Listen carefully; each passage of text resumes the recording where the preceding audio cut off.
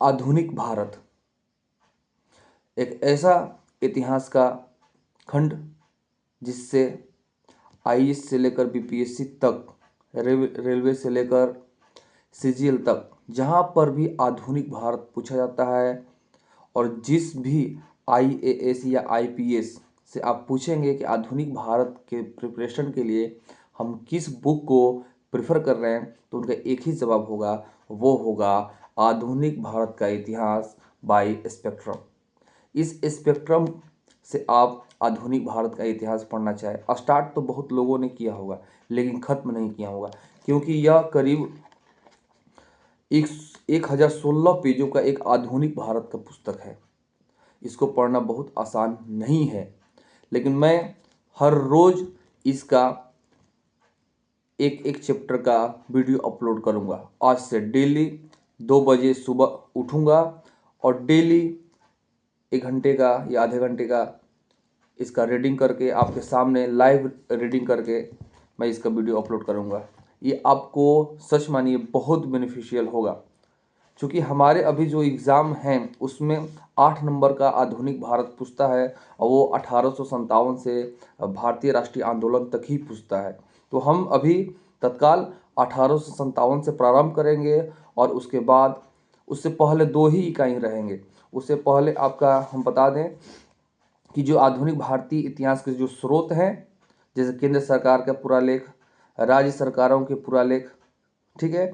उसके बाद दूसरा जो इकाई है वो आधुनिक भारतीय इतिहास के लेखन के प्रमुख उपागम, जिसमें मार्क्सवादी उपागम, राष्ट्रवादी उपागम आदि पढ़ना है। और तीसरा, और ये पहले इकाई में आता है। और जब दूसरे इकाई में आए तो वहाँ से स्टार्ट होता है भारत में यूरोपियों का आगमन एवं ब्रिटिश शासन के सुदृढ़ीकरण, जिसमें तीसरा टॉपिक है भारत में यूरोपियों का आगमन। हम इस टॉपिक को थोड़ा सा अभी रहने देते हैं। उसके बाद ब्रिटिश विजय के समय भारत की स्थिति, चौथा। और पांचवा है भारत में ब्रिटिश शक्ति का विस्तार एवं सुदृढ़ीकरण, जिसमें आपको मराठा से लेकर मैसूर तक के युद्ध को पढ़ने हैं। और तीसरा इकाई है और सबसे इम्पोर्टेंट, कंपनी शासन के विरुद्ध बढ़ता विद्वेष, यानी कि अंग्रेजों के समकक्ष, माफ करिएगा, अंग्रेजों के विद्रोह में जितने भी भारतीयों का संघर्ष हुआ है इस चैप्टर के तहत पढ़ने को मिलेगा। वो चाहे जन विद्रोह हो, वो चाहे नागरिक विद्रोह हो, वो चाहे किसान विद्रोह हो, वो चाहे आदिवासी विद्रोह हो। तो इस टॉपिक को भी हम पहले इसको पढ़ चुके हैं। और 7वां टॉपिक जो है वो 1857 का विद्रोह, यहाँ से हम आगे पढ़ना स्टार्ट करते हैं। उसके बाद सुधार आंदोलन, उसके बाद यहाँ से लेकर सारे बुक को लगभग हम स्टार्ट करने वाले हैं 215 पेज नंबर से 1016 पेज नंबर तक। हमारे साथ बने रहिए। तो चलिए समय को गंवाए बिना हम इसको स्टार्ट करते हैं। 215, 211, 1857 का विद्रोह, अध्याय 7 स्पेक्ट्रम, 1857 का विद्रोह। प्लासी युद्ध 1757 के पश्चात ब्रिटिश शासन ने उत्तरी भारत में शक्ति एवं सत्ता हासिल करने की ओर पहला कदम बढ़ाया। 1757 के पश्चात औपनिवेशिक शासन द्वारा अपनाई गई नीतियों और उनके स्वरूप के विरुद्ध असंतोष के विरुद्ध में 1857 का प्रथम बड़ा एवं व्यापक विद्रोह हुआ, जिसके पश्चात भारत पर ब्रिटिश शासन की नीतियों में परिवर्तन किए गए।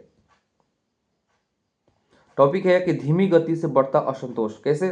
तो ब्रिटिश विस्तारवादी नीतियों, आर्थिक शोषण और विभिन्न वर्षों से प्रशासनिक नवोन्मेषणों ने भारतीय राज्यों के शासकों, सिपाहियों, जमींदारों, किसानों, व्यापारियों, शिल्पकारों, पंडितों, मौलवियों इत्यादि की स्थिति को प्रतिकूल रूप से प्रभावित किया। यह धीमी गति से बढ़ता असंतोष 1857 में एक हिंसक विद्रोह के रूप में भड़का, जिसने भारत में ब्रिटिश साम्राज्य की नींव हिला दी। हालांकि 1757 से 1857 की अवधि शांतिपूर्ण एवं कठिनाई मुक्त नहीं थी। इस दौरान धार्मिक, राजनीतिक हिंसा, जनजातीय विद्रोह, किसान विद्रोह, दंगे व असैन्य या नागरिक विद्रोह के रूप में छिटपुट लोकप्रिय विद्रोह की एक श्रृंखला थे। जैसे संथाल विद्रोह हुआ, मुंडा विद्रोह हुआ, सैनिक विद्रोह, आपका बंगाल में जो हुआ था सन्यासी विद्रोह, उसको आप ले सकते हैं। अंग्रेजों की भूमि बंदोबस्त नीतियों से आदिवासी असंतुष्ट एवं नाराज थे, जिसने उनके संयुक्त स्वामित्व परंपरा के विरुद्ध जाकर सामाजिक ताने बाने को छिन्न भिन्न कर दिया। बढ़ी हुई राजस्व मांगों, यहां तक कि अकाल के वर्षों में भी ने जनाक्रोश को जन्म दिया। कई बार स्थानीय महाजनों के विरुद्ध आंदोलन कंपनी शासन के विरुद्ध विद्रोह बन गया। जैसा कि महाजनों को पुलिस का समर्थन प्राप्त था, उनके धर्म एवं परंपरागत प्रथाओं में अंग्रेजों द्वारा अनावश्यक हस्तक्षेप ने भी रोष में वृद्धि की, जिसके परिणाम स्वरूप विद्रोह भड़के। ईस्ट इंडिया कंपनी के शासन के बेहद शुरुआती दिनों में उनके विरुद्ध विभिन्न क्षेत्रों में विभिन्न कारणों से विद्रोह हुए। कुछ आंदोलन 1857 के विद्रोह के पश्चात भी जारी रहे। दक्षिण, पूर्व, पश्चिम एवं पूर्वोत्तर यानी नॉर्थ ईस्ट क्षेत्रों में महत्वपूर्ण विद्रोह हुए, जिन्हें कंपनी ने बर्बरतापूर्वक कुचल दिया। इसमें लिखा है कि अध्याय 6 में इनमें से कुछ प्रमुख विद्रोह का उल्लेख एवं वर्णन किया गया है। आप चाहे तो उसको पढ़ सकते हैं। 1857 का विद्रोह का मुख्य कारण। 1857 का भारतीय विद्रोह, जिसे प्रथम भारतीय स्वतंत्रता संग्राम या सिपाही विद्रोह और भारतीय विद्रोह के नाम से भी जाना जाता है, ब्रिटिश शासन के विरुद्ध एक सशस्त्र विद्रोह था। एक विद्रोह 2 वर्षों तक भारत के विभिन्न क्षेत्रों में चला। इस विद्रोह का आरंभ छावनी क्षेत्रों में छोटी झड़पों और आगजनी से शुरू हुआ था, परंतु कुछ समय पश्चात इसने एक बड़ा रूप ले लिया। विद्रोह का अंत भारत में ईस्ट इंडिया कंपनी के शासन की समाप्ति के साथ हुआ। विद्रोह का अंत भारत में ईस्ट इंडिया कंपनी के शासन की समाप्ति के साथ हुआ और पूरे भारत पर ब्रिटिश क्राउन का प्रत्यक्ष शासन प्रारंभ हो गया। अन्य प्रमुख एवं पहले के विद्रोह की तरह 1857 के विद्रोह के विभिन्न राजनीतिक, आर्थिक, धार्मिक, सैनिक तथा सामाजिक कारण थे। हुआ क्या था कि 1 नवंबर 1858 को ब्रिटिश क्राउन ने ये घोषणा कर दी थी कि भारत में ईस्ट इंडिया कंपनी की समाप्ति हो जाएगी और यहाँ से जो ब्रिटेन की महारानी है वही भारत की साम्राज्ञी होंगी। आर्थिक कारण। ईस्ट इंडिया कंपनी ने भारत के उद्योग धंधों को नष्ट कर दिया तथा श्रमिकों से बलपूर्वक अधिक से अधिक श्रम कराकर उन्हें कम पारिश्रमिक देना प्रारंभ किया। इसके अतिरिक्त अकाल और बाढ़ की स्थिति में भारतीयों की किसी भी प्रकार की सहायता नहीं की जाती थी और उन्हें अपने हाल पर मरने के लिए छोड़ दिया जाता था। सन 1857 में कंपनी ने एक तरफा मुक्त व्यापार की नीति अपना ली। इसके अंतर्गत ब्रिटिश व्यापारियों को यातायात करने की पूरी छूट मिल गई। बहुत इंपॉर्टेंट है कि सन 1813 में कंपनी ने एक तरफा मुक्त व्यापार की नीति अपना ली। बहुत इंपॉर्टेंट है। इसके अंतर्गत ब्रिटिश व्यापारियों को आयात करने की पूरी छूट मिल गई, परंतु 1857 में कंपनी ने एक तरफा मुक्त व्यापार की नीति अपना ली, यानी एक तरफ से ही व्यापार होगा। भारत से सामान वापस ब्रिटिश जाएगा, एक तरफा ही व्यापार होगा। ये कैसा व्यापार होगा? व्यापार तो होता है कि आप दीजिए फिर हम आपसे लेंगे। सन 1813 में कंपनी ने एक तरफा मुक्त व्यापार की नीति अपना ली। इसके अंतर्गत ब्रिटिश व्यापारियों को आयात करने की पूरी छूट मिल गई। परंपरागत तकनीक से बनी हुई भारतीय वस्तुएं इसके सामने टिक नहीं सकी और भारतीय हस्तशिल्प व्यापार को अकल्पनीय क्षति हुई। जो भारतीय परंपरा से, हथकरघे से, कुटीर उद्योग से जो भी कपड़े बनते थे, जो भी सामान बनते थे, उनका सामना मशीन से बना हुआ ब्रिटिश सामान कर सका और भारतीयों को इससे क्षति हुई। भारतीय व्यापार और व्यापारी वर्ग को ब्रिटिश शासन द्वारा जानबूझकर बर्बाद कर दिया गया। भारतीय व्यापार और भारतीय वर्ग को ब्रिटिश शासन द्वारा जानबूझकर बर्बाद कर दिया गया। उन्होंने भारत में बनी चीजों पर उच्च करारोपण लगाए, इसी समय अधिक टैक्स लगाए। जो भारत से बनकर चीजें आती थी उन पर ज्यादा टैक्स लगाए। उसी समय ब्रिटेन में बनी वस्तुओं पर निम्न कर लगाकर उन्हें भारत में आयात करके प्रोत्साहित किया गया। आयात यानी जब एक देश दूसरे देश से सामान को अपने पास बुलाता है, अपने पास लाता है, उसको आयात कहते हैं। इंपोर्ट करते हैं और एक्सपोर्ट या निर्यात करते हैं जब एक देश दूसरे देश को कोई सामान देता है। तो यहाँ हुआ क्या कि भारत का जो सामान बना था, जब ब्रिटेन में जाता था बिकने के लिए, तो वहां पर उसको अधिक टैक्स लगा दिए गए ताकि वो बिके ही नहीं। और जो ब्रिटिश के सामान थे उन पर कम टैक्स लगाया गया ताकि वो अधिक से अधिक बिक गए, जिससे भारतीयों को बहुत ही नुकसान हुआ। उनका सामान बिका ही नहीं और उनकी दयनीय स्थिति बरकरार रही। लिखा हुआ है कि उसी समय ब्रिटेन में बनी वस्तुओं पर निम्न कर लगाकर उन्हें भारत में आयात करके प्रोत्साहित किया गया। 19वीं शताब्दी के मध्य तक भारत से कपास एवं सिल्क के कपड़ों का निर्यात वस्तुतः समाप्त हो चुका था, जिसके प्रभाव स्वरूप क्या हुआ कि 19वीं शताब्दी के मध्य तक भारत से कपास एवं सिल्क के कपड़ों का निर्यात वस्तुतः समाप्त हो चुका था। अब ब्रिटेन में बिकेगा तब ना ये जाएगा, वहाँ कोई सामान ही नहीं खरीदते थे क्योंकि यहाँ इतना महंगा था। तो अब निर्यात भारत से होना भी बंद हो चुका था, जिससे भारत की माली स्थिति, भारत के लोग माली स्थिति पत्थर हो चुकी थी। मुक्त व्यापार एवं ब्रिटेन से आने वाली मशीन निर्मित वस्तुओं के विरुद्ध रक्षात्मक टैक्सों को लगाने से इनकार ने भारतीय विनिर्माण क्षेत्र को समाप्त कर दिया। रेल विभाग के आने के साथ ही ग्रामीण क्षेत्र के लघु उद्योग भी नष्ट हो गए। रेल सेवा ने ब्रिटिश व्यापारियों को दूर दराज के गांवों तक पहुंचा देती थी। सर्वाधिक क्षति कपड़ा उद्योग को हुई, जो कपास और रेशम से बनने वाले कपड़ा उद्योग थे।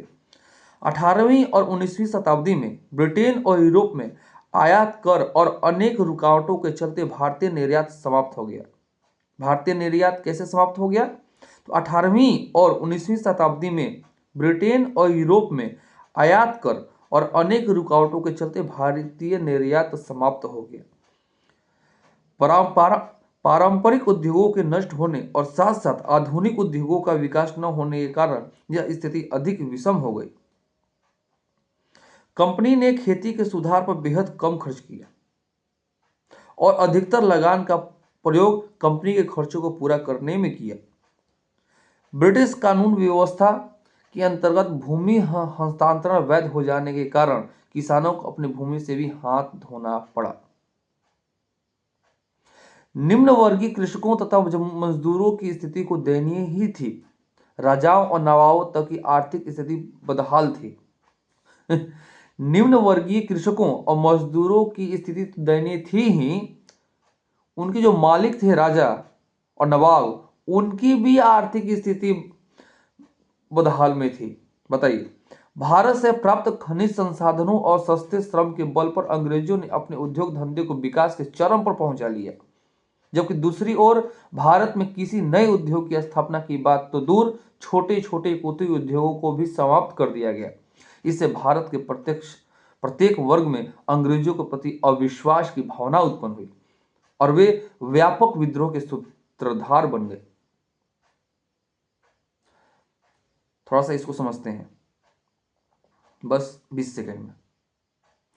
भारतीय सामान को बाजार मिल रहा था, लेकिन इतना टैक्स लगा दिया गया था ताकि वो बिके ना, जिससे भारत के लोगों की माली स्थिति बदतर हो गई थी। यहाँ तक कि उनके राजाओं और नवाबों की भी माली स्थिति बदतर हो चुकी थी। राजनीतिक कारण, ये तो आर्थिक कारण था 1857 के विद्रोह का, कि क्यों लोगों को भोजन नहीं मिल रहा था, क्योंकि उनका अर्थ ही नहीं था उनके पास। और राजनीतिक कारण समझते हैं। ईस्ट इंडिया कंपनी के प्रभावी नियंत्रण, सहायक संधि और व्यपगत का सिद्धांत जैसे नीतियों ने जन असंतोष एवं विप्लव को बढ़ावा दिया। ईस्ट इंडिया कंपनी की प्रभावी नियंत्रण, सहायक संधि व्यक्तिगत का सिद्धांत जैसी नीतियों ने जन असंतोष एवं विप्लव को बढ़ावा दिया। वेलेस्ली ने भारतीय राज्यों को ब्रिटिश राजनीतिक परिधि में लाने के लिए सहायक संधि की। बहुत इंपॉर्टेंट कि सहायक संधि किसने की थी? तो लॉर्ड वेलेस्ली ने भारतीय राज्यों को अंग्रेजी राजनीतिक परिधि में लाने की सहायता संधि प्रणाली प्रयोग की। इस प्रणाली ने भारत में अंग्रेजी साम्राज्य के प्रसार में विशेष भूमिका निभाई। उन्हें भारत का एक विस्तृत क्षेत्र हाथ लगा। इस कारण भारतीय राज्य अपनी स्वतंत्रता खो बैठे। सहायक संधि थी कि आप अपने पास कोई भी सैनिक नहीं रखेंगे, सैनिक मेरा होगा, आप उसको टैक्स दीजिएगा, हम आपको सैन्य बल देंगे। सहायता संधि ये थी। गवर्नर जनरल लॉर्ड डलहौजी के शासन काल में भारत के कुछ प्रमुख देशी राज्यों जैसे झांसी, उदयपुर, संभलपुर, नागपुर आदि राज्यों के कोई पुत्र नहीं थे। प्राचीन भारतीय व्यवस्था के प्रावधान के तहत योग्य उत्तराधिकारी के चयन के लिए ये राजा, जिनके कोई संतान नहीं थे, वे राजा अपने मनोनुकूल मन से किसी बच्चे को गोद ले लेते थे। परंतु डलहौजी ने गोद लेने की इस प्रथा को अमान्य घोषित कर दिया। ऐसी राज्यों को अब कंपनी के शासनाधिकार में ले लिया गया।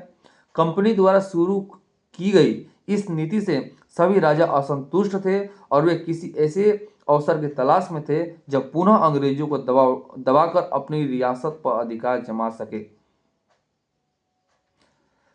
हड़प नीति, जिसको व्यक्तिगत का सिद्धांत भी बोला जाता है, लॉर्ड डलहौजी ने चालू किया था क्या कि अगर किसी राजा के वंश के में अगला कोई पीढ़ी उनका संतान नहीं है तो वो ब्रिटिश शासन के अधीन उनका राज्य आ जाएगा।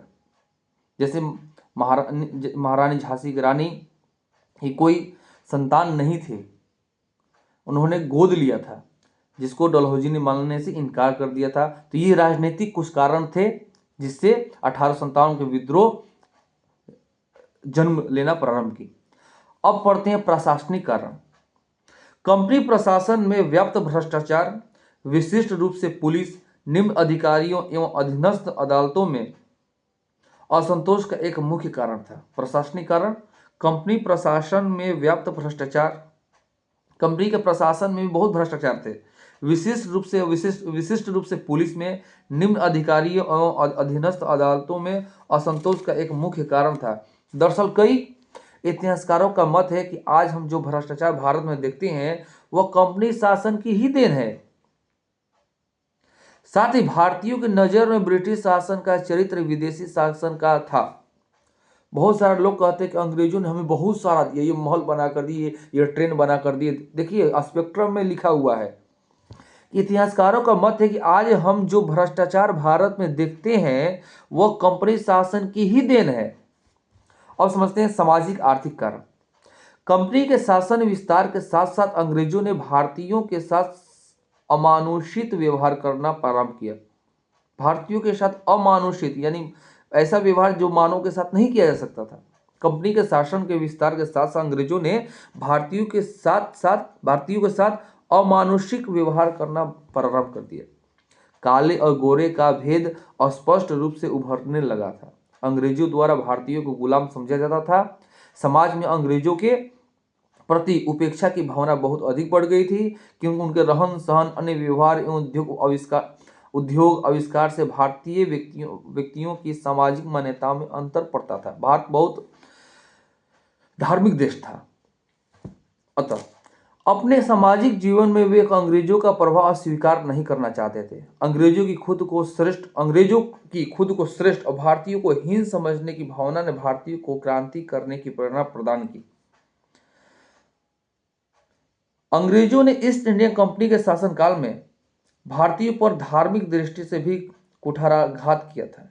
इस काल में योग्यता की जगह धर्म को पद का आधार बना दिया गया था। कोई भी भारतीय ईसाई धर्म को अपना लेता था, उसकी पदोन्नति कर दी जाती थी। बताइए, अगर कोई मुस्लिम ईसाई बन जाए, अगर कोई हिंदू ईसाई बन जाए तो उसको प्रमोशन जल्दी मिल जाता था। लेकिन जो अपने धर्म पर अडिग था उसको पदोन्नति, प्रमोशन नहीं मिलते थे, जबकि भारतीय धर्म का अनुपालन करने वालों को सभी प्रकार से अपमानित किया जाता था। इससे भारतीय जन साधारण के बीच अंग्रेजों के प्रति धार्मिक असहिष्णुता उत्पन्न हो गई। फिर ईसाई धर्म का इतना अधिक प्रचार किया गया कि भारतीयों को यह संदेह होने लगा कि अंग्रेज उनके धर्म का सर्वनाश करना चाहते हैं। परिणाम स्वरूप भारतवासी अंग्रेजों को धर्मरोधी समझकर उन्हें देश से बाहर निकालने का मार्ग ढूंढने लगे और 1857 में जब मौका मिला तब हिंदुओं और मुसलमानों ने मिलकर अंग्रेजों के विरुद्ध क्रांति प्रारंभ कर दी। बाहरी घटनाओं का प्रभाव।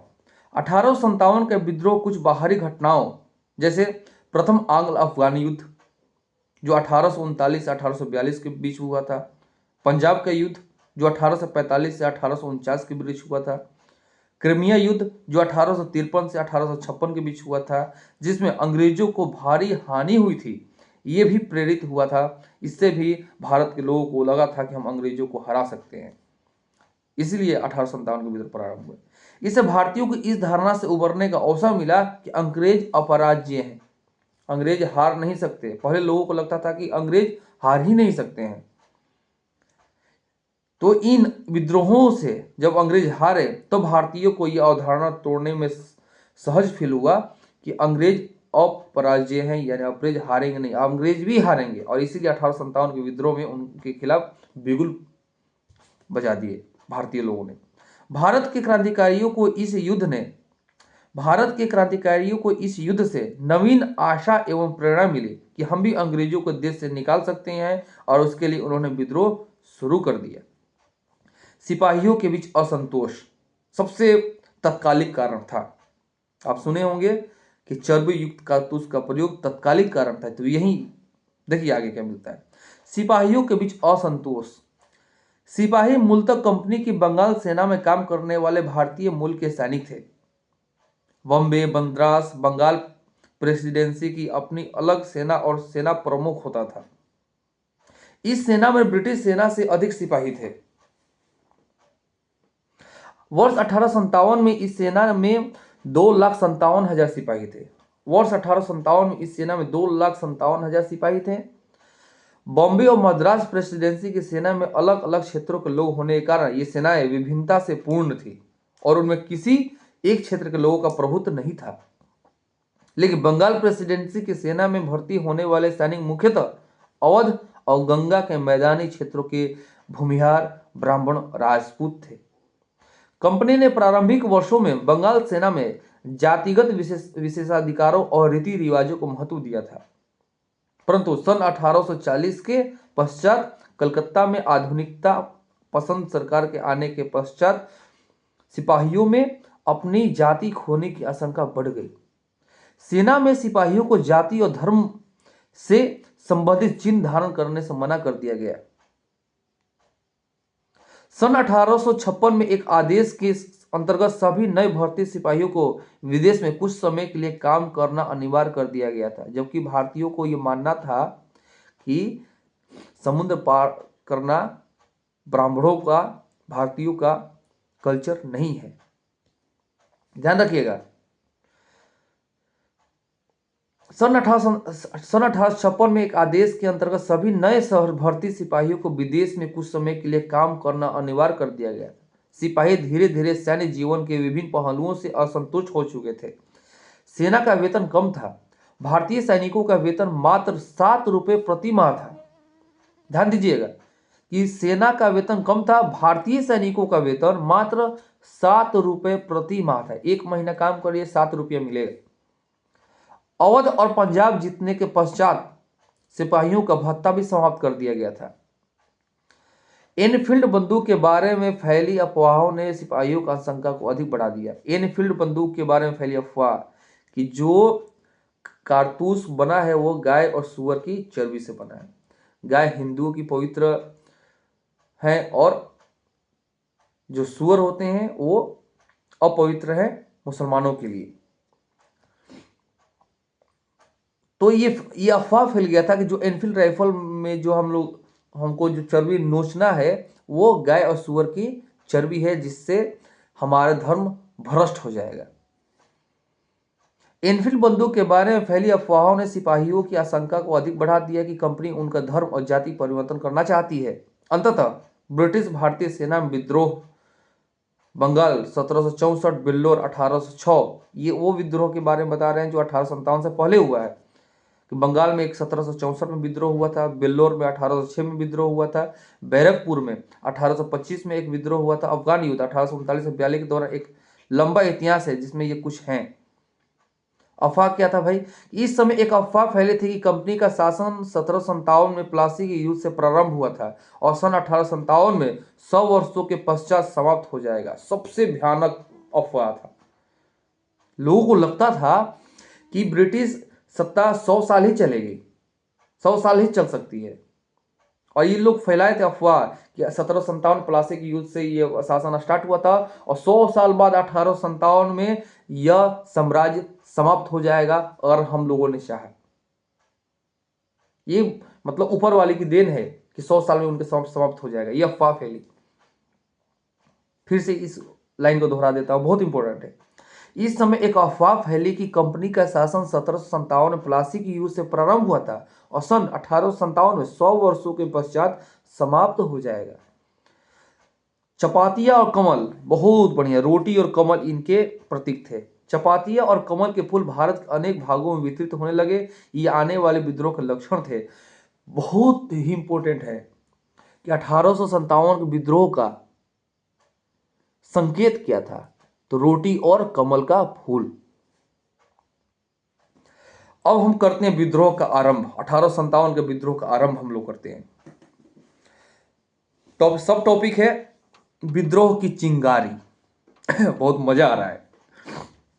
जानते हैं इतिहास होता है क्या है कि पीछे आप लगेगा कि हम 1857 में मंगल पांडे हम ही हैं, खुद हैं हम खुद हैं झांसी की रानी, हम खुद झांसी की रानी हैं, हीरो से टक्कर ले रहे हैं। ये ऐतिहासिक क्वालिटी है। और भारतीय राष्ट्रीय आंदोलन तो और जीवंत है। आगे बने रहिए हमारे साथ। हमारे चैनल को लाइक, सब्सक्राइब, शेयर करिए। देखिए भाई, 5-6 साल से हम इस चैनल को बनाए हैं पर हमारा 350 से ही सब्सक्राइबर है। चलिए, क्योंकि हमारे में ही कमी है, हम रेगुलर वीडियो नहीं डालते, अपने पढ़ाई में लगे रहते हैं। लेकिन अब होगा, अब बदलाव होगा। एनफील्ड बंदूकों के लाए जाने की खबरों ने सरकार के साथ सिपाहियों के मन मुटाव को बढ़ावा दिया। नई एनफील्ड बंदूक भरने के लिए कारतूस को दांतों से काटकर खोलना पड़ता था। उसमें भरे हुए बारूद को बंदूक की नली में भरकर कारतूस को डालना पड़ता था। कारतूस के बाहरी आवरण में चर्बी होती थी जो कि उससे सीलन से बचाती थी। सिपाहियों के बीच अफवाह फैल चुकी थी कि कारतूस में लगी हुई चर्बी सुअर और गाय के मांस से बनाई जाती है, जो हमने पहले बताया। गाय हिंदुओं के लिए पवित्र थी, जो कि सुअर की हत्या मुसलमानों के लिए वर्जित थी। सुअर की हत्या मुसलमानों के लिए वर्जित थी और गाय भारतीयों के धर्म की प्रतीक थी। यद्यपि अंग्रेजों ने यह समझाने का प्रयास किया कि ऐसी कोई बात नहीं है, तथापि यह अफवाह अपनी जड़ें जमा चुकी थी। सिपाहियों को लगने लगा कि उनका धर्म खतरे में है। चर्बी वाले कारतूस ने सेना में असंतोष के नए कारण को पैदा नहीं किया। चर्बी वाले कारतूसों ने सेना में असंतोष के नए कारण को पैदा नहीं किया, अपितु धीमी गति से बढ़ते असंतोष को खुलकर बाहर आने का अवसर प्रदान किया। धीरे धीरे धीरे धीरे क्रांति की शुरुआत। जय भवानी। विद्रोह की शुरुआत दिल्ली से 58 किलोमीटर दूर मेरठ में हुई। 10 मई समय था, डेट था 10 मई 1857। स्थान दिल्ली से 58 किलोमीटर दूर मेरठ। 10 मई 1857 का वह दिन। और उसके बाद वो यह तेजी से बढ़ने लगी। इसने जल्द ही उत्तर में पंजाब और दक्षिण में नर्मदा से लेकर पूर्व में बिहार और पश्चिम में राजपुताना यानी कि आधुनिक राजस्थान तक अपने पैर पसार लिए थे। 1857 की क्रांति का सूत्रपात बैरकपुर छावनी स्वतंत्रता प्रेमी सैनिक मंगल पांडे ने किया। याद रखिए, वो मेरठ के नहीं है, वो मेरठ छावनी के नहीं है, बैरकपुर छावनी के हैं। बैरकपुर पश्चिम बंगाल में है। 1857 क्रांति के सूत्रपात बैरकपुर छावनी के स्वतंत्रता प्रेमी मंगल पांडे ने किया। 29 मार्च 1857 को नए कारतूस के प्रयोग के विरुद्ध मंगल पांडे ने आवाज उठाई। उन्होंने बैरकपुर छावनी के अपनी यूनिट के सार्जेंट मेजर पर गोली चलाई। बहुत इंपॉर्टेंट। अंततः अंग्रेज सेना ने उन्हें काबू कर लिया और 8 अप्रैल 1857 को मंगल पांडे को फांसी दे दी। यह खबर सुनकर संपूर्ण देश में क्रांति का माहौल स्थापित हो गया। हम लोगों को नहीं लग रहा है फांसी दे देगी। 150 साल हो गया हम लोगों का, वहां से लगभग कितना हुआ, 200 साल हो जाएंगे। 2057 में 200 साल हो जाएंगे। फिर भी ये घटना सुनते हैं कि मंगल पांडे ने विद्रोह किया और उनको फांसी दे दी गई। उस समय क्या हुआ होगा? भारत के लोग आर्थिक रूप से, राजनीतिक रूप से, धार्मिक रूप से त्रस्त हैं अंग्रेजों से, और उन्होंने सुन लिया कि एक भारतीय ने आवाज उठाई, उसको फांसी दे दी गई। क्या हुआ होगा भाई साहब? लगता है पढ़ के कि नाना साहब हम ही होंगे जब उस समय। कुछ ज्यादा हो गया। चलिए आगे बढ़ते हैं। 8 अप्रैल दिन याद रखिएगा कि 29 मार्च 1857 को मंगल पांडे जी ने विद्रोह प्रारंभ किया था बैरकपुर छावनी से, और 8 अप्रैल, मार्च और अप्रैल, जनवरी, फरवरी, मार्च, मतलब 29, 30, 31, 1, 2, 3, 4, 5, 6, 7, 8, 10 दिन के अंदर ही उनको फांसी दे दी गई थी। यह खबर सुनकर संपूर्ण देश में क्रांति का माहौल स्थापित हो गया था। 6 मई 1857 को भारतीय सैनिकों ने फिर नए कारतूसों के प्रयोग का विद्रोह किया। विद्रोह करने वाले सैनिकों को 10 वर्षों की कैद की सजा मिली। सैनिकों से हथियार छीन लिए गए। हथियार छीन जाने के को मेरठ में पुरुषों के साथ साथ महिलाओं ने भी अपमान का विषय समझा कि हमसे हमारा हथियार छीन लिया गया, हमारा अपमान हुआ है। ऐसी स्थिति में सैनिकों के लिए अंग्रेजों से बदला लेना परम कर्तव्य हो गया। मेरठ के सैनिकों ने 10 मई 1857 की ही जेलों को तोड़ना, भारतीय सैनिकों को मुक्त कराना और अंग्रेजों को मरना शुरू कर दिया। 10 मई 1857 का वो दिन जिससे संपूर्ण भारत में विद्रोह प्रारंभ होने का, संपूर्ण देश में यही तारीख था जिससे माना जाता है कि विद्रोह प्रारंभ हुआ। 10 मई 1857। 11 को वो लोग दिल्ली पहुंचते हैं। 12 को वो बहादुर शाह जफर यानी बहादुर शाह द्वितीय को अपना राजा नियुक्त करती हैं और उनके ध्वज तले ये पूरे देश में फैल जाता है। आगे पढ़ेंगे ये सब चीजें। मेरठ में मिली सफलता से उत्साहित सैनिक दिल्ली की ओर बढ़े। दिल्ली आकर क्रांतिकारी सैनिकों ने कर्नल रिले की हत्या कर दी। बहुत इंपॉर्टेंट है। दिल्ली आकर क्रांतिकारी सैनिकों ने कर्नल रिले की हत्या कर दी और दिल्ली पर अपना अधिकार जमा लिया। इसी समय अलीगढ़, इटावा, आजमगढ़, गोरखपुर, बुलंदशहर आदि में भी स्वतंत्रता की घोषणा की जा चुकी थी। मतलब पश्चिमी उत्तर प्रदेश का जो इलाका था उसमें भी हो चुका था। समय हो गया है लगभग 2 बजे सुबह में उठा था और अब समय हो गया है 4:10। बने रहिए। प्रतीकात्मक प्रमुख के रूप में बहादुर शाह जफर का चुनाव, बोले थे ना कि 12 मई को उनको नियुक्त किया गया था। दिल्ली में स्थानीय इन्फेंट्री विद्रोहियों में शामिल हो गई और उन्होंने राजनीतिक एजेंट साइमन फेजर सहित अपने कई यूरोपीय अधिकारियों की हत्या कर दी। दिल्ली में स्थानीय इन्फेंट्री विद्रोहियों में शामिल हो गई, मतलब दिल्ली की जो स्थानीय सेना थी वो भी विद्रोहियों के साथ, जो मेरठ से वहां पर गई थी, उनके साथ शामिल हो गई और साइमन फेजर सहित बहुत सारे यूरोपियों की हत्या कर दी थी। लेफ्टिनेंट विलोबी जो दिल्ली में आयुधागार के प्रभारी थे ने कुछ हद तक विद्रोहियों का मुकाबला किया, लेकिन अकेला क्या कर सकता था, लेकिन जल्द ही धराशायी हो गया। कहीं नहीं होगा, बहुत तड़पाया है। वृद्ध एवं शक्तिहीन बहादुर शाह जफर को भारत शासक घोषित कर दिया गया है। बहादुर शाह सफर नहीं भाई साहब, जफर, बहादुर शाह जफर को भारत का शासक घोषित कर दिया था वृद्धावस्था में।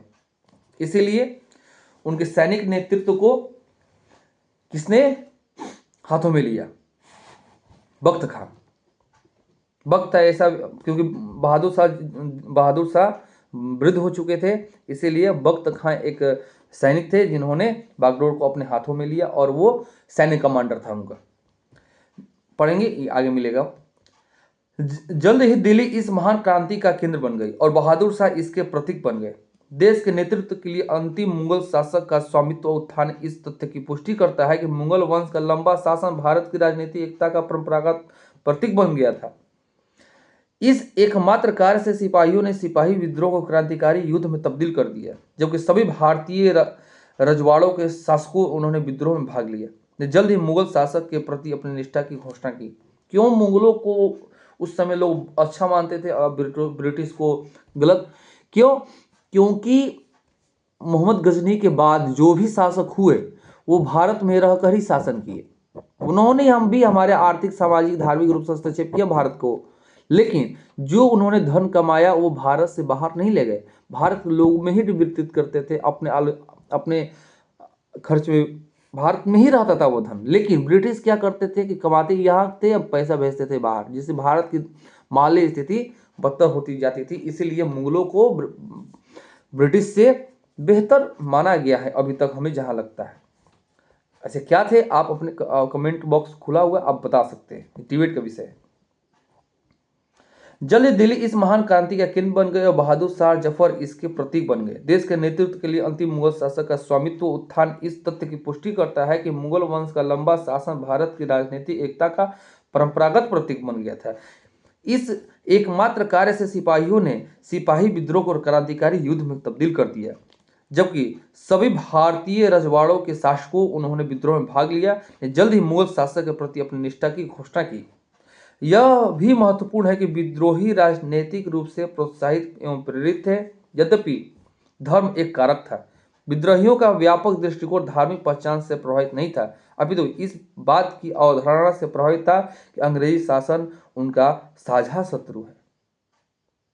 विद्रोहियों का व्यापक दृष्टिकोण धार्मिक पहचान से प्रभावित नहीं था, अपितु इस बात की धारणा से प्रभावित था कि अंग्रेजी शासन उनका साझा शत्रु है। बहादुर शाह जफर ने शुरुआती हिचकिचाहट के पश्चात भारत के सभी प्रमुखों एवं शासकों को पत्र लिखा। बहादुर शाह जफर बोलता था, हम तो बुजुर्ग आदमी, हमको क्या बोला, सीना में बंदूक रख तक कि क्या चाहता है, मार दे बुढ़ापा में। भारतीय जो सैनिक वहां पहुंचे थे बोले कि तुरंत उड़ा देंगे, मानो, तुरंत मानो कि हम इस विद्रोह का समर्थन करते हैं। बोला ठीक है।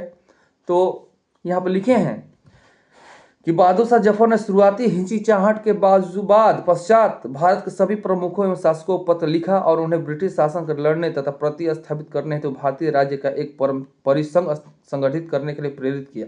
जो बहादुर शाह जफर को डर था वही हुआ। जब विद्रोह दबाया गया तो उनके दोनों पुत्रों को उनके आंखों के सामने, जवान पुत्रों, गोली मार दी गई और उनको रंगून बुढ़ापे में निर्वासित कर दिया गया। इसीलिए वो डरता था। लेकिन भाई हुआ क्या कि जब लोग सुने कि मुगल सम्राट बहादुर शाह जफर ने इस बागडोर संभाला है तो उनको ये नहीं लगा कि सिपाही विद्रोह हुआ है। संचार की सुविधा कहाँ थी? उन्होंने लगा कि मुगल सम्राट ने विद्रोह अंग्रेजों के सामने, पहली बार मुगल सम्राट ने अंग्रेजों के विरुद्ध युद्ध का ऐलान कर दिया है। और पूरे भारत लगभग उस समय पूरा भारत दक्षिण को छोड़कर इसे 1857 के विद्रोह में शामिल हुआ था। अलग अलग जगह से अलग अलग, जैसे बिहार से वीर कुंवर सिंह ने, झांसी से लक्ष्मीबाई ने, अवध से एक छोटा बच्चा था, उनका क्या नाम था, अवध से महिला थी। उसके बाद अलग अलग जगहों से लोगों ने विद्रोह का, कानपुर से नाना साहब, तत्या टोपे, ग्वालियर से आदि ने भी ये विद्रोह किया।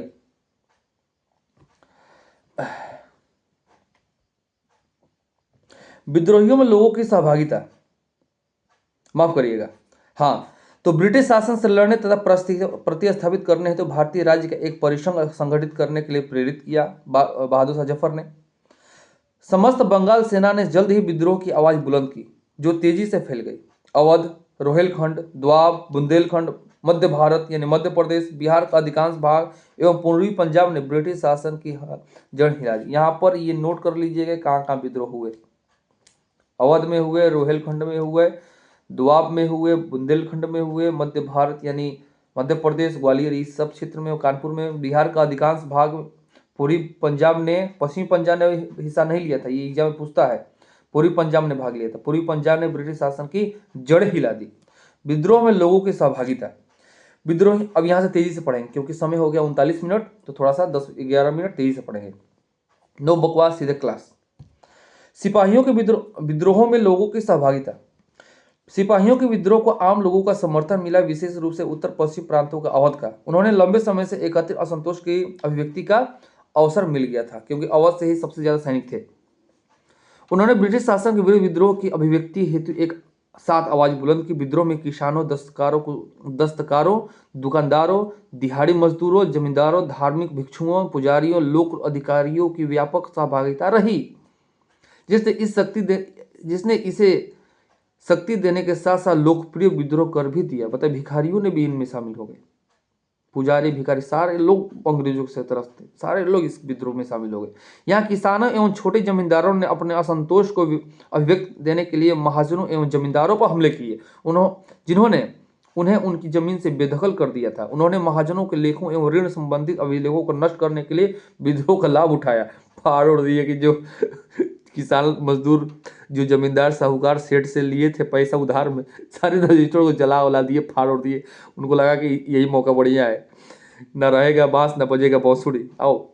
जमींदारों पर हमले की इन्होंने उन्हें उनकी जमीन से बेदखल कर दिया। उन्होंने जब महाजनों के लेखों एवं ऋण संबंधी अभिलेखों को नष्ट करने के लिए विशेष विद्रोह का लाभ उठाया। उन्होंने ब्रिटिश शासन द्वारा स्थापित न्यायालयों, राजस्व कार्यालयों यानी तहसीलों, राजस्व अभिलेखों तथा पुलिस स्टेशनों पर भी हमले किए। एक आकलन के अनुसार अवध में अंग्रेजों के खिलाफ लड़ने वाले लगभग 1.5 लाख पुरुषों में से 1 लाख से अधिक आम नागरिक थे। बताइए, मात्र 50,000 सैनिक हैं और 1 लाख नागरिक हैं। टोटल 1.5 लाख अवध से लोग लड़ रहे हैं, जिसमें 50,000 सैनिक हैं और 1 लाख नागरिक शामिल हैं। इसलिए इसको नागरिक विद्रोह कहा जाता है। एक नाम भी है नागरिक विद्रोह। विद्रोह के प्रमुख केंद्र एवं नेतृत्वकर्ता कौन कौन कहां से नेतृत्व किए थे? हाँ, जो महिला का नाम भूल रहे थे माननीय, वो बेगम हजरत महल थी। उनका एक छोटा सा बच्चा था, उनके वो प्रतिरूप में लड़ रही थी। यद्यपि 1857 के विद्रोह का नेतृत्व दिल्ली के सम्राट बहादुर शाह जफर कर रहे थे, परंतु यह नेतृत्व औपचारिक एवं नाम मात्र का था। विद्रोह का वास्तविक नेतृत्व जनरल बख्त खां था। बोले थे ना, सैन्य कमांडर जनरल बख्त खां। VVI नोट करिए, एनकाउंटर कीजिए इसका। जो बरेली के सैन्य विद्रोह का अगुवा थे तथा बाद में अपने बरेली के सैन्य विद्रोह का अगुवा थे। याद रखिएगा कि वक्त का दे देगा कि विद्रोह का नेतृत्व संभालने से पहले वहां कहाँ के सैन्य प्रमुख थे, तो बरेली के सैन्य विद्रोह के अगुवा थे तथा बाद में अपने सैन्य साथियों के साथ दिल्ली पहुंच गए थे। वक्त खां के नेतृत्व वाले दल में प्रमुख रूप से 10 सदस्य थे, जिनमें से सेना के 6 तथा 4 नागरिक विभाग के थे। अभी तक ये एग्जाम में हमसे नहीं पूछा है, लेकिन हो सकता है सुगंध आ रहा है कि पूछते कि 10 लोग थे वक्त खां के सैन्य दल मतलब ग्रुप में, और 6 उसमें से सैनिक थे और 4 उसमें नागरिक थे। यह दल सम्राट के नाम से राज्य के मामलों का संचालन करता था। बहादुर शाह जफर के विद्रोह पर न तो नियंत्रण था और न ही ज्यादा संपर्क। बहादुर शाह का दुर्बल व्यक्तित्व, वृद्धावस्था तथा नेतृत्व असंख्य विद्रोहियों को योग्य नेतृत्व देने में सक्षम नहीं थी। मुगल था ना, क्या करिए। कानपुर में अंतिम पेशवा बाजीराव द्वितीय के दत्तक पुत्र नाना साहब आ गया भारतीय। देखिए, एक समय मुगल का बचा खुचा बहादुर शाह जफर नेतृत्व संभाल भी लिया है, लेकिन उसको मतलब नहीं है। एक भारतीय शासक पेशवा बाजीराव द्वितीय के दत्तक पुत्र नाना साहब सभी की पसंद थे। बाजीराव द्वितीय भी अंग्रेजों के, चलिए, उन्होंने कंपनी ने उपाधि एवं महल दोनों से वंचित कर दिया था। नाना साहब को कंपनी ने उपाधि भी नहीं दिए थे राजा का, और महल दोनों से वंचित कर दिया था तथा उन्हें पूना से निष्कासित कर कानपुर में रहने में बाध्य कर दिया गया था। पूना महाराष्ट्र। हम भी सोचते थे कि नाना साहब मराठा थे और मराठा तो महाराष्ट्र में होंगे, ये उत्तर प्रदेश कानपुर में कहाँ? पता चला ये होता है स्पेक्ट्रम पढ़ने की फायदा। पूना से निर्वासित कर कानपुर में रहने के लिए बात किया गया था, इसलिए उन्होंने कानपुर से नेतृत्व किया था। वो मराठा ही थे। विद्रोह के पश्चात नाना साहब ने स्वयं को पेशवा घोषित कर दिया तथा स्वयं को भारत के सम्राट बहादुर शाह के गवर्नर के रूप में मान्यता दी। भाई साहब TRE 2 में पूछा था, क्या नईब नियुक्त किया। विद्रोह के पश्चात नाना साहब ने स्वयं को पेशवा घोषित किया। स्वयं को पेशवा घोषित किया। क्वेश्चन था TRE 2 में, टीचर रिक्रूटमेंट टेस्ट एग्जामिनेशन में, कि 1857 के विद्रोह के पश्चात नाना साहब ने बहादुर शाह जफर का क्या नियुक्त किया था? पहला पेशवा, दूसरा नईब, तीसरा मंत्री, चौथा उपयोग में से एक से अधिक, आई कोई नहीं। हमने मार दिया था कि पेशवा घोषित किया था। पेशवा घोषित नहीं किए थे, स्वयं को पेशवा घोषित किए थे। वो पूछा था कि बहादुर शाह का क्या घोषित किया था, तो गवर्नर, नई उप गवर्नर घोषित किया था। बहुत बढ़िया, ये होता है स्पेक्ट्रम पढ़ने का फायदा। 27 जून 1857 को सर ह्यू फिलर ने कानपुर में आत्मसमर्पण करते उसी दिन उसे मार दिया गया। जब विद्रोह किए थे 1857 में नाना साहब ने, तो 27 जून 1857 को नाना साहब के सामने ह्यू व्हीलर ने नाना साहब के सामने आत्मसमर्पण कर दिया और वही वो मारा गया लोगों के द्वारा। लखनऊ विद्रोह का नेतृत्व बेगम हजरत महल ने किया। यहाँ 4 जून 1857 को प्रारंभ हुए विद्रोह में सभी की सहानुभूति बेगम के साथ थी। बेगम हजरत महल के पुत्र विरजिस कादिर, बोले थे ना कि जो छोटा सा पुत्र था विरजिस कादिर नाम था उसका, विरजिस कादिर को लखनऊ का नवाब घोषित कर दिया गया तथा एक समानांतर सरकार की स्थापना की गई जिसमें हिंदुओं मुसलमानों की समान भागीदारी थी। यहाँ के अंग्रेज रेजिडेंट हेनरी लॉरेंस ने अपने कुछ वफादार सैनिकों के साथ ब्रिटिश रेजिडेंसी में शरण ली, लेकिन विद्रोहियों ने रेजिडेंसी पर आक्रमण किया था। हेनरी लॉरेंस को मौत के घाट उतार दिए। तत्पश्चात ब्रिगेडियर इंग्लिश ने विद्रोहियों का बहादुरी पूर्वक विद्रोह किया। बाद में सर जेम्स आउट्रम तथा सर हेनरी हैवलॉक ने लखनऊ को जीतने का यथासंभव प्रयास किया। जेम्स आउट्रम यही था जिसने बोला था कि हिंदू और मुसलमानों, ब्रिटिशों के विरुद्ध, ईसाइयों के विरुद्ध नहीं बोल रहा है, ब्रिटिशों के विरुद्ध हिंदू और मुसलमानों का षड्यंत्र था।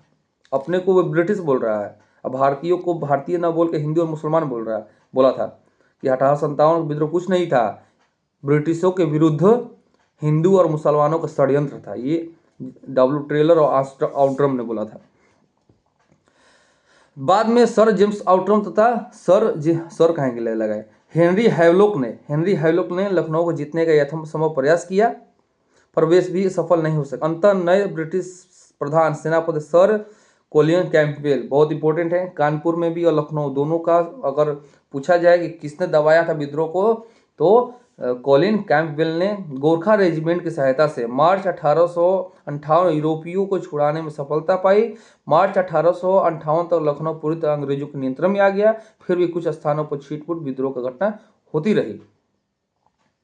रोहेलखंड के पूर्व शासक उत्तराधिकारी खान बहादुर ने स्वयं को बरेली का सम्राट घोषित कर दिया। पूछ सकता है, बरेली का सम्राट घोषित किया खान बहादुर।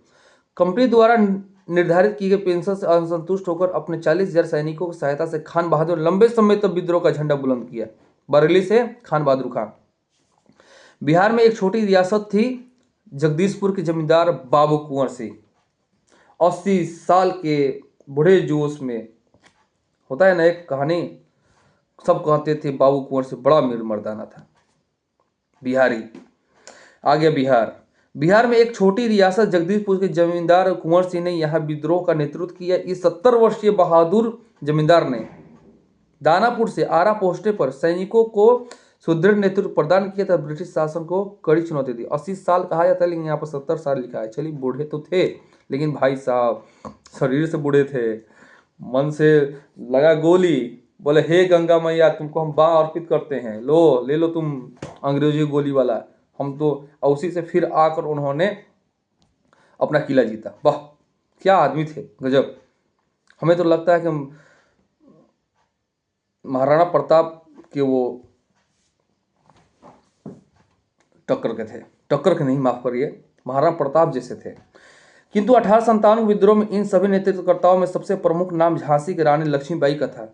उन्होंने झांसी में सैनिकों को ऐतिहासिक नेतृत्व प्रदान किया। झांसी के शासक राजा गंगाधर राव की मृत्यु के पश्चात लॉर्ड डलहौजी ने राजा के दत्तक पुत्र को झांसी का राजा मानने से इनकार कर दिया।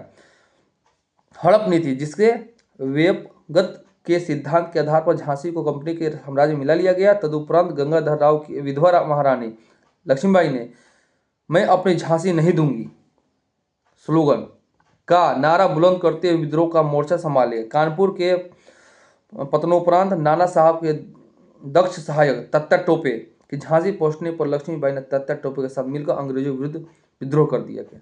भाई साहब, तत्या टोपे एक ऐसे आदमी थे जो कानपुर में नाना साहब के साथ लड़े। जब नाना साहब को विफल कर दिया गया और नाना साहब को चले गए नेपाल, तो वो नेपाल नहीं गए साथ में, वो आ गए झांसी कि मैं विद्रोह करूंगा। तत्या टोपे एवं लक्ष्मीबाई की सम्मिलित सेनाओं ने ग्वालियर की ओर प्रस्थान किया, जहां कुछ अन्य भारतीय सैनिक उनकी सेना से आकर मिल गए। ग्वालियर के शासक सिंधिया ने अंग्रेजों का समर्थन करने का निश्चय किया। सिंधिया अंग्रेजों का समर्थन किया क्या यार। तथा आगरा में उस समय के सिंधिया, अभी के हम नहीं बोल रहे हैं, उस समय के जो थे वो लोग समर्थन किए थे। आगरा में शरण ली। कानपुर में नाना साहब ने स्वयं की पेशवा घोषित कर दिया। कानपुर में नाना साहब ने स्वयं को पेशवा घोषित कर दिया था। दक्षिण में अभियान करने की योजना बनाई। जून 1857 तक ग्वालियर पुनः अंग्रेजों के नियंत्रण में आ गया। केवल राज्यों के शासक ही विद्रोह के नेता नहीं थे। कई क्षेत्रों में धार्मिक लोग, पुरोहित, सामान्य नागरिक ने मोर्चा संभाल लिया और स्थानीय विद्रोह का नेतृत्व किया, जिससे आम जनता उत्साहित हो गई। फैजाबाद के मौलवी अहमदुल्ला साहब, भाई साहब, जिस पर 50,000 रुपया का, जो 50,000 की 50 लाख ऐसे ही कुछ धनराशि, अंग्रेज क्वेश्चन पूछता है कि सबसे ज्यादा दुश्मन कौन था अंग्रेजों का, यही थे मौलवी अहमदुल्ला शाह। अंग्रेजों का सबसे बड़ा दुश्मन, नाक में दम कर दिया था। पैसा रखा था 50,000 या 50 लाख, जो भी आगे आएगा, पैसा रखा था कि जो इसको पकड़ कर देगा हम उसको देंगे। इतना पावरफुल दुश्मन था अंग्रेजों का। फैजाबाद के मौलवी अहमदुल्ला शाह, मौलवी साहब थे, विद्रोह के एक प्रमुख नेतृत्वकर्ता थे। वे मौलवी बनने के लिए दक्षिण भारत से फैजाबाद आए थे। दक्षिण भारत से फैजाबाद मौलवी बनने के लिए आए थे तथा अवध में मई 1857 में विद्रोह के दौरान उन्होंने विद्रोह एक सक्षम नेतृत्व प्रदान किया। वाह, दक्षिण भारत से आए हैं मौलवी बनने के लिए उत्तरी भारत, वहां देखिए विद्रोह हुआ तक बोले कि अब मौलवी छोड़िए, अब हम सैनिक, अब तलवार उठाएंगे। वाह। उन्हें विद्रोह का प्रकाश स्तंभ के साथ साथ डंका शाह, क्योंकि वे पालकी में बैठकर यात्रा करते थे, उन्हें विद्रोह का प्रकाश स्तंभ भी कहा जाता है। 1857 के विद्रोह प्रकाश स्तंभ कौन था, तो मौलवी अहमदुल्ला शाह या डंका शाह, क्योंकि वे पालकी के बैठकर यात्रा करते थे, जिनके दौरान उनके साथ चलने वाले समर्थकों द्वारा जोर जोर से डंके या ड्रम बजाया जाता था के नाम से जाना जाता था। बहुत इंपॉर्टेंट। अंग्रेज उन्हें एक दुर्जय शक्ति मानते थे और अंग्रेजों ने उन्हें फैजाबाद जेल में बंद कर दिया। उनके रिहा होने पर 22वीं नेटिव इन्फेंट्री, जो विद्रोही बन चुकी थी, ने उन्हें अपना नेता मान लिया। कहा जाता है कि विद्रोह में मौलवी के साथ साथ नाना साहब और खान बहादुर खान ने युद्ध किया था। अहमदुल्ला शाह ने चिन्हाट के युद्ध में भाग लिया था, जिसमें विद्रोहियों द्वारा हेनरी लॉरेंस के नेतृत्व में लड़ने वाली ब्रिटिश सेनाओं को परास्त किया था। मौलवी को हिंदू मुसलमानों के बीच धार्मिक एकता और गंगा जमुनी संस्कृति को महत्व देने के कारण भी जाना जाता है। भाई साहब, सैल्यूट है उसे बंदे को।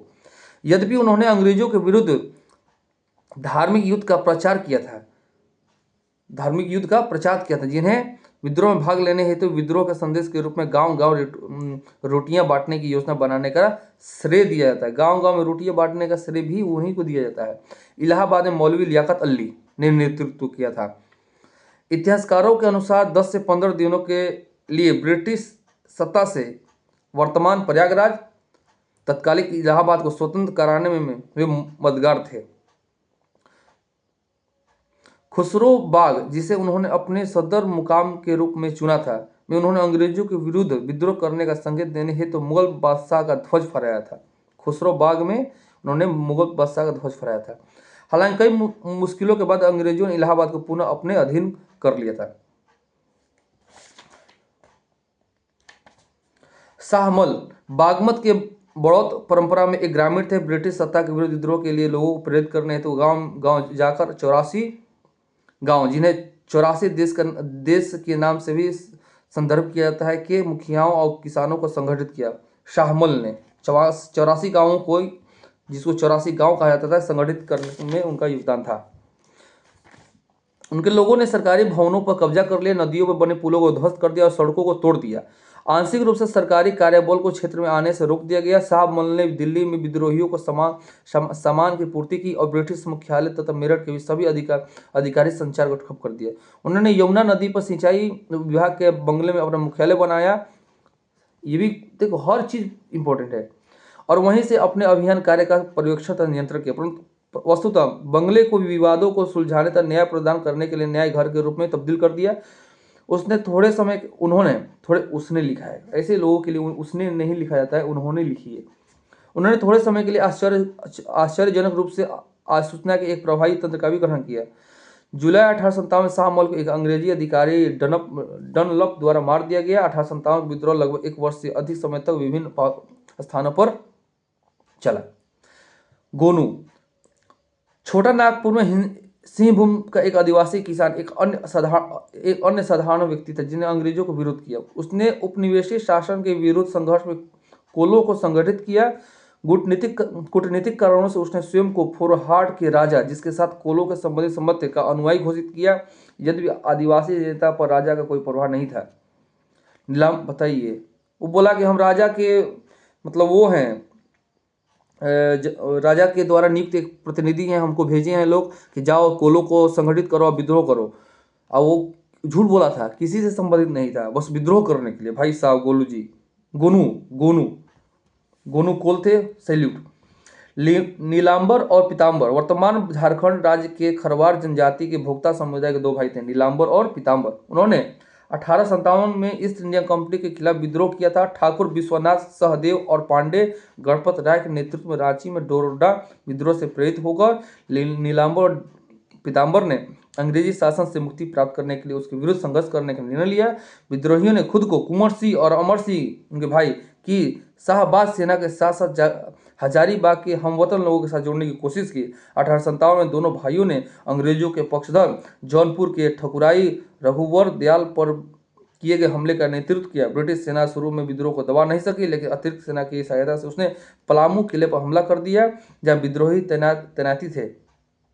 नीलांबर और पीताम्बर अंग्रेजों के विरुद्ध अपनी लड़ाई जारी रखने के लिए भागकर जंगलों में छिप गए। दोनों भाइयों को अंततः अंग्रेजों ने पकड़ लिया और फांसी पर लटका दिया। अंग्रेजों ने कैसे इस दमन का विद्रोह किया, आगे यही है विद्रोहों का दमन, जो हम कल के इस क्लास में ये हमारा प्रयास कैसा लगा। हम साथ साथ पढ़ भी रहे हैं, हम अपने ज्ञान को भी वर्धन कर रहे हैं, और साथ में आप भी ईयरफोन लगाकर सोकर रजाई में बैठकर आप इसको सुन सकते हैं, श्रवण कर सकते हैं, और बिना मेहनत के आप पूरे स्पेक्ट्रम को खत्म कर सकते हैं। अभी ये पहला पार्ट है जो 1857 से लेकर आज़ादी तक चलेगा, और स्पेक्ट्रम के हर पेज को हम ऐसे रीडिंग देंगे। आज तो कुछ बात भी किए, हम बात भी नहीं करेंगे, केवल रीडिंग देंगे। आपको केवल सुनना है और उसका स्मरण करना है, और आप अपने जीवन में सफल हों, यही आशा है। जय हिंद, जय भारत, जय कुंवर सिंह, जय झांसी की रानी, जय हिंद।